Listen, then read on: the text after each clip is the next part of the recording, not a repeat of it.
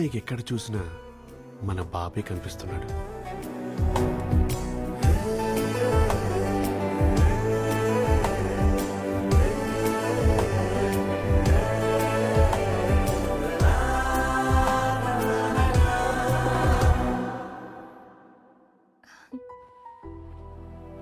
ఏమైంది నాకు?